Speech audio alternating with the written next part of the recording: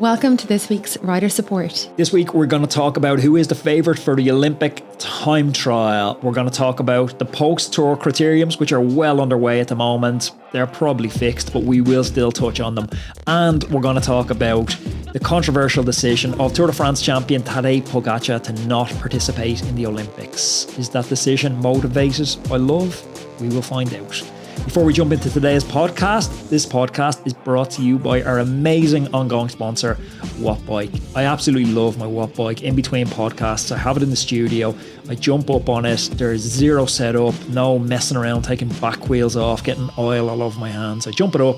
It works every single time, connects to my favourite virtual platforms, Zwift, Ruby, whatever you're using. If you head on over to wattbike.com and use the code ROADMAN10, that's ROADMANTEN, that gives you 10% off your Wattbike.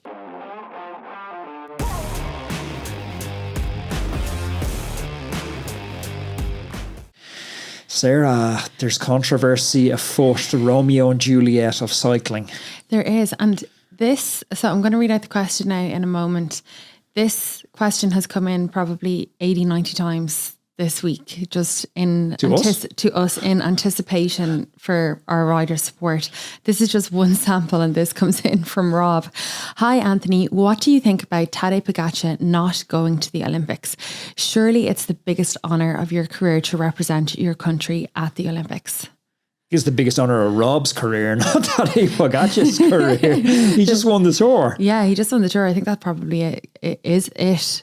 It's his year kind of sewn up. The Olympics, come on though, it only comes around every 4 years, and who knows where Pogacar is going to be in another 4 years, even if he's, who knows, will he be competitive? Will he be riding the bike? I mean, we don't know. So to not take this opportunity to go and show up at the Olympics is a bit strange. So on Monday, the Slovenian Olympic Committee said in a statement that Pogacar had decided not to go to the Olympics, citing fatigue as his reason for that, which is quite plausible. Pogacar has embarked on and completed something that hasn't been done since 1998, when Marco Pantani won Giro d'Italia and Tour de France in the same year. And the plan this year is to do a triple crown, which is Giro, Tour, Worlds, which hasn't been done since our very own Stephen Roach done it all the way back in 1987. So is the Olympics an unnecessary distraction from that? I know you're talking about it's an honour to participate, like Rob's question. Like, Pogacar has bigger plans than participation, and if he's going to the Olympics with a view to participating, I don't think that'll float a boat for him, and he does genuinely feel fatigued, and he's just going there to show face. I think it's a good decision. If it's motivated by maybe it's a questionable decision. Yeah, so people have been interviewing him and asking him a lot of questions. Obviously, his fiancée, Urska, it came out last week that she was not picked for the Slovenian Olympic team. Now, she is an amazing rider. She's won the national time trial. The person who came second was 4 minutes behind her, and she won the national road race with a 10-minute gap. And whoa, yeah, she gone full Tadej. Yeah, she's an exceptional rider, and there is a little bit of talk in on the platforms that the boss of the team boss is the coaches, the two girls who have actually been selected, and everyone's just kind of smelling a little bit of a rat that he picked the two girls that he coaches himself. That's bizarre. Yeah, and because even if there's no bias, there's a perception of bias, which shouldn't be seen, present in a selection. Yeah, I totally agree, and I'm absolutely gutted for her. It came out during the Tour de France when Urska messaged Pogacar that she hadn't made the Olympic squad. He was like, oh my God, I have to row in here. I have to help. I have to make some calls. I have to, talk about this. And she basically begged him not to, just because his profile is so huge, it would just blow things out of the water. And he said to her, if I can't fight for you, who can I fight for? Isn't this just so beautiful? How romantic. They're very much in love. I know people like Lance Armstrong and all those kind of older, harder, more grizzled people don't even think the wives and girlfriends should be at the races or at the finish line. But that's changed a lot. It's changed a lot, I think, for the better, because the people in the background, they're the ones that support all We've year seen the round. Carpenarts interview where his wife was pregnant and gave birth at the bottom of a mountain at a 9-week altitude camp. So there's huge sacrifices go Massive. in across the family. Massive. But did you know that Pogacar in last year's Tour de France, 2023 Tour de France, 5 days in, he was going to pull the plug and drop out of the tour because Urska had a crash and he wanted to come home and mind her. And also, he had a very emotional win this year. I cannot remember where it was, but I think it was because Urska's mom had passed away that exact same day last year. The previous year. I can't remember what race that was So either. like he really does put her very first. Another comment that when he was asked, had he withdrawn because of this Urska gate, he said it didn't help. She totally deserved a spot. But now we're going on vacation together. It's really primarily about fatigue and avoiding a slump similar to the one that I fell into last year. And when he talked about last year, he basically is referring to the world champs in Glasgow. When he crossed the finish line, he called himself a dead bird. So he was, absolutely completely fatigued. He was there. So the criteriums are going on at the moment, and look, we won't give too much airtime to them because they're all rigged. Yeah, and it's just a showcase, isn't it? I never really understood this. So if you explain to the listeners, because I'm sure a lot of people don't understand that you're kind of expected to do this whole circuit. Well, I don't know if you're expected. Some of them, maybe teams will have it in their contracts and stuff, but there's basically a load of post-tour criteriums that happen. And they 1 hour criteriums in a town, and the town will pay, or sponsors in the town will pay big appearance money to get people there. And they're largely rigged, not largely rigged, they're entirely rigged. Like Victor Carpenarts won the crit there 2 days ago in his hometown. Pogacar wins the crit, Carpaz will win a crit, all the personalities from the Tour de France will win a crit. They'll race it like, Chris Froome last year won the Singapore crit, and so it's fast and it's pretty cool to watch. Like you can imagine a crit coming to our hometown with the Tour de France stars at it, like huge crowds turn out and they just want to see them. They're not too bothered to realise it's WWF and it's a little bit of a pantomime. They get to see the main stars, and the guys don't have to worry about, to a point, they don't have to worry about crashing and stuff because it's not the same jostling for position. And but they're racing stress. Other World Tour riders, just different. A lot of the tour lads might be, there. People will get, obviously Pogacar's attracting much more appearance money, but a lot of the personalities from the Tour de France will attract a decent amount of prize money. But a microphone on front of Pogacar only decided to do one of these post-tour crits in Holland this week. That was on Tuesday, I think. And a journalist got a microphone under him for it and asked him about this, as you're calling it, Urska Gate. And he said, it's not the main reason, but for sure it didn't help. I think she deserves her spot. She's the double national champion in road racing time trial. So he's definitely acknowledging that there's a part to play in it. Yeah. Oh, for Urska. Anyway, I hope they enjoy their holiday. Okay, next question. Instead of racing the Olympics. Look, just another point on that, like to have an Olympic medal, or to say that it's everybody's kid, if you're into a sport and you watch the Olympics, it's just such a dream for so many people. So like I understand that Tadej he's achieved so much already this year, but to miss. You also know it's not without risk, and if it's not part of the plan, like it's another race off the back of fatigue. There's potential for crash. There's potential for illness. Like. Yeah, I can see why he's not doing it. It's so close to the tour. It's so close and to Worlds. It's a kind of it's like in a month. Yeah, Worlds 27th, I think, September. Okay, so hi Anthony and Sarah. I loved the Tour de France and tried to watch as much as I could. Even better and more entertaining has been some of the riders' reactions to how they performed over the 3 weeks. I particularly noticed an interview with Guillaume Martin, the French rider, where he firmly put his slow times up climbs on his bike being too heavy. Does the mere difference of 100 kilograms make a colossal difference? So 100 grams, I assume she means there. 100 kilograms would make a pretty big difference, all right. A few hundred kilograms. Yeah, sorry. So I don't know if you saw this, but Guillaume Martin, he came 13th place in the GC, and he has been very vocal since the Tour de France finished in blaming his Look bike, the brand Look, saying that it's too heavy. He came out and said, our bikes weigh 7.7 kilograms, a kilo more than the UCI's permitted weight. I do not want to make my bike even heavier with a bike computer and a parameter, which also weighs 200 grams. So that's why he didn't ride with a parameter during the Tour de France at all. He said, if you calculate with the bike that weighed a kilo too much, I wouldn't have finished 45 seconds behind the Pogacar group at the top of the bonnet. I would have stayed with them and also taken some time to eat. I would have felt better anyway, and I would have known that everything was better. We pay attention to weight and nutrition with our nutrition all year. And just before you comment on it, I have to say that the team came out, immediately and tried to shut this whole thing down. And they basically said that, yeah, the weight of the bike is an important consideration, but it's not the only performance factor. The bike used by Martin is specifically designed not to exceed 7.4 kilograms. And it basically said that we've achieved several victories with the same bike in the 2023 Tour and the 2023 Vuelta and this year's Giro. So that was kind of what the team had to say about that. But anyway, I think that Guillaume is moving. It looks like he's heading to FDJ this year. So I didn't know that. I don't think he's holding back at all. He's shooting straight from the hip. It's not what you want to hear from a rider, though. Like, it's hard enough to attract sponsors, and then to hear that from a rider.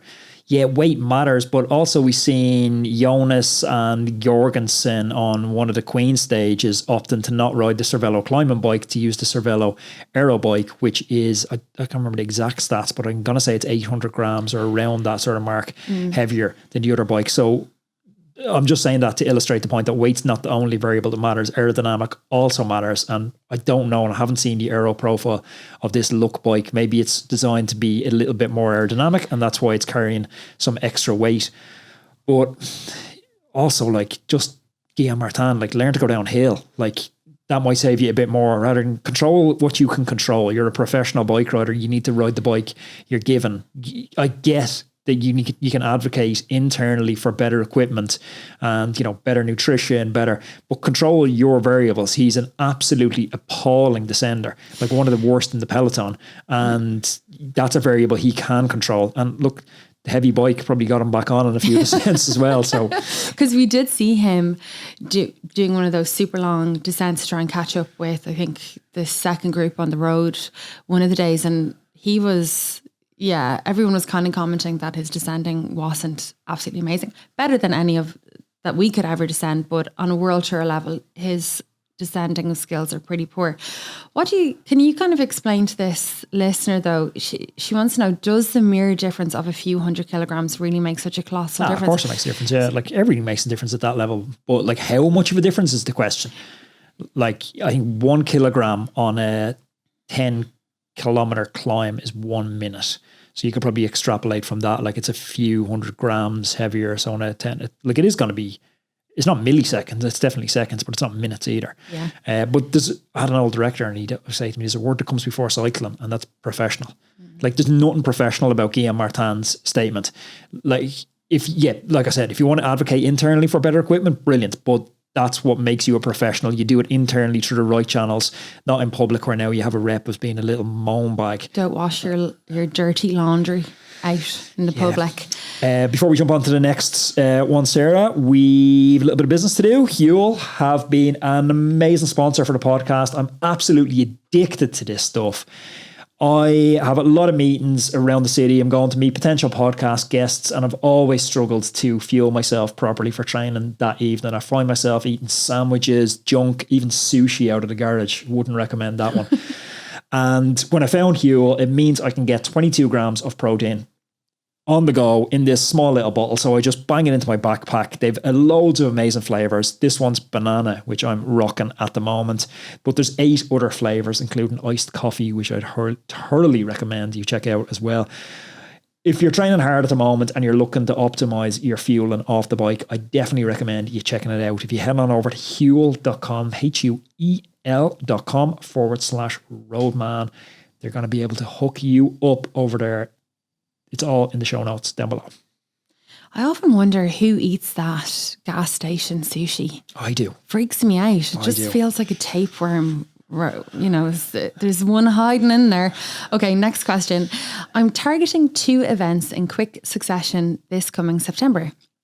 In 2012, Bradley Wiggins won the Tour de France and the Olympic time trial. How did he hold his form between the two?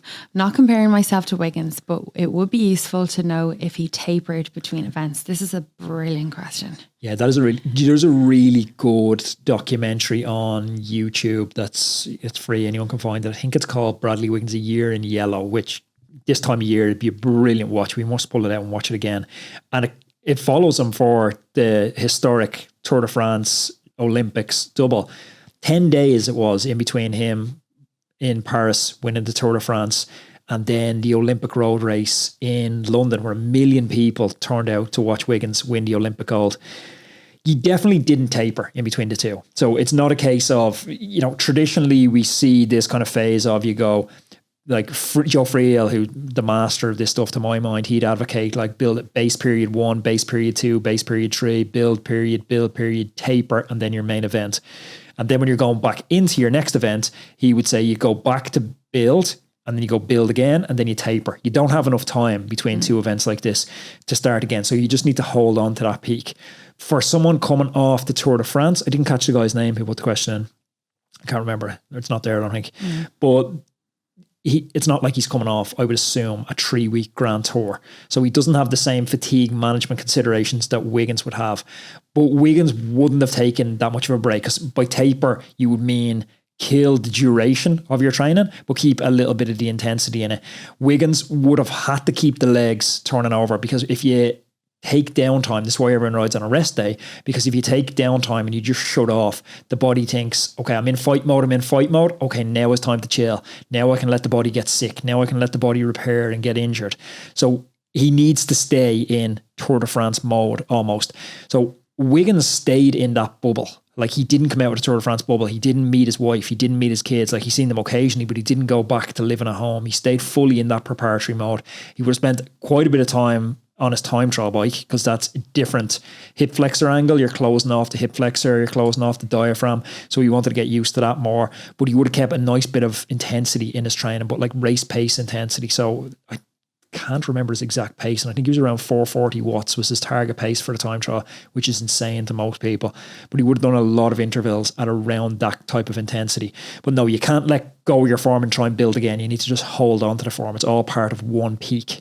Wow, tapering it's quite a science, isn't it? You really need, if you can, to get somebody to help you to taper correctly, because it's you can get it wrong, but you can also, it's a combination maybe of science and art, where you need to experiment with it and see what's right for you, because what's right for the peer-reviewed group of 50 people, it doesn't really matter what that says. It just means like that's something to try and then see how you actually respond to it, because if you don't individually respond to that protocol well, there's no point in just using it.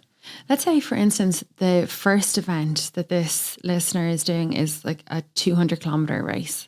And then the second event is going to be like a shorter, like a crit. Now, I know they're kind of on the complete opposite ends in regards to what you're using there, different parts of your engine. But would that again be a very complicated taper to do? Well, no, not really. That would be more complicated in the training, because you're trying to train someone to be slow and fast at the same time. But you're like, it's like saying, hey, I want to get ready for the Olympics. I want to get ready for the marathon and the 100 meters. It's like two different bodies. Yeah, they're two different things to get rid of. But the taper is essentially just going to be shedding fatigue and keeping a bit of intensity in the system. Okay. It's not going to change that much. Okay, the very best of luck with your two events. Okay, next question. Anthony and Sarah, who do you think will win the Olympic time trial? It's on tomorrow, and we're going to do a live Olympic time trial podcast tomorrow. Yeah, we're going to do a reaction to the winners, the losers, the, of course, ridiculous kit. And yeah, it'll be our first little look at the Olympic Games. So just going to be reaction to Filippo Ganna winning it.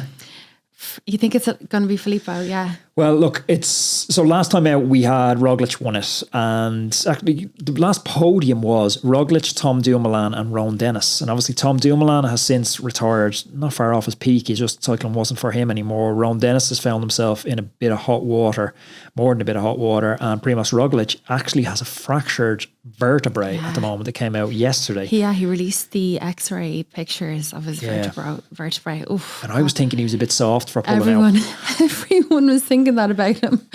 Days since the workplace accident, poor Roglic just in clock too many of those up, does he? But yeah, so you're going with Filippo Ganna. Yeah, look, even rewinding from that, I am excited to see the time trial in the Olympics again. I was looking at when it was first in the Olympics. It started out in 1912 in the Olympics, and it was a 320 kilometer time trial back then. But then they shelved it in 1932 for reasons unknown, and it didn't come back until 1996 in the Atlanta Olympics. So there's a huge gap in it. So it is amazing to have it in the Olympics as an event. This course is pretty much pan flat. It's 150 meters of elevation over a 32.4 kilometer out and back course. Like, that's a very, very short course for a time trial. Like, you know, you're 32 kilometers, like the winning time last time was 55 minutes and 4 seconds from Roglic last time. So it's not going to be anywhere near that. That was probably a 45 kilometer circuit. Like, we're looking at Wout van Aert didn't have an amazing Tour de France by his standards. So, yeah, you could put one argument and say that Wout van Aert was training through the Tour de France. You know, Mathieu van der Poel was also in large part training through the Tour de France, although he had a role in, you know, Jasper Philipsen's lead outs. Wout van Aert, for me, just doesn't feel like he has the form. Didn't feel like he was getting that much stronger in the Tour. He was on record saying he'd never gone into a Grand Tour in such bad shape before the Tour de France. I don't see him really pulling it out of the bag.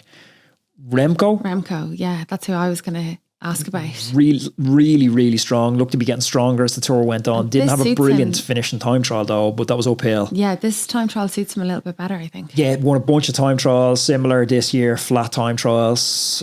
Obviously, world time trial champion as well. So Remco would be a strong bet for a podium for me. Filippo Ganna and Josh Tarling. Josh Tarling's European champ, totally focused just on this. He's really a product of the Wednesday night club 10s in the UK. So he's going to have a lot of hometown support for that type, upbringing. He's a very relatable rider for a lot of people. I don't know a whole pile about Josh Tarling. I've never talked to the lads. He looks a serious tester. It looks like a course for him. If I was to predict the podium, I would say in no particular order, it's Ganna, Remco, Josh Tarling. I don't think Wout to be on the podium. Okay, very good. Okay, Anthony, I want to do an unsupported ride this year. I'm thinking 300 kilometers in one day. It's not my fitness I need help with. I think I'll get through it. Just need some advice as to how to do it unsupported. What kind of food, hydration, route planning, equipment, etc. Yeah, it's a pretty unusual ride to do. I rode 300k in one day last month. Well, yeah, the night before we were in bed. We were just about to fall asleep, and Anthony, I don't know if you had checked the weather or something, just got it into his head at midnight. He was like, I think I'm going to get up early and ride to Kinsale, which is 300 kilometers. I felt like sending it long. Well, I had a gap on my calendar, and I don't have a gap too often on my calendar, so I was like, I'm going to send it long and do a big one. But then you were like, oh yeah, I'll set the alarm and I'll decide in the morning. And I was like, there's no way he's going. But I want to see the weather. No one wants to ride 300k in the rain. Yeah, you were gone before I was up. Commute, I think, is a great starting point for route planning. I use that a lot. I find it better than Strava. If I'm honest, I find it brings me more interest in roads. They also have kind of these like crowdsource features where you can see a cool viewing point and you can reroute to that. I've always found it brings me really nice roads. If you're riding 300k as well, start super early so you have all day to do it. Break it into chunks, because 300k sounds a lot. But if you say, I'm going to do 100k and I'm going to stop for a bite to eat, I'm going to do another 100k, I'm going to stop for a brew and a sandwich, and I'm going to do another 100k, all of a sudden it doesn't sound that hard. Like the obvious things like eating and drinking are going to be massive, like staying on top of your fuel and staying on top of your hydration, because you'll get through a 4-hour ride, you get through a 6-hour ride, a 7-hour ride without fueling properly, but it does catch you in hours 8, 9, 10. If you're averaging kind of 30k an hour and you're finishing in 10 hours, it definitely will catch you. Having friends to do it with, it's going to pass the time massively. I done it solo, and I didn't even listen to music for the entire ride. I don't know what was going on. I always listen to music or a podcast. And the city was so quiet and peaceful when I set out. I said, I'm not going to put headphones in. And I just got further and further without headphones in. I was like, actually just really enjoying listening to nature and stuff. Yeah, it can be lovely to do that. Other than that, you drove down and met me, so I didn't have to bring any clothes because we stayed for a couple of days at the destination. But I've been rocking the tail fin, which I'm going to bring bike pack in next week, which is a really solid way to bring some kit with you without wobbling all over the place.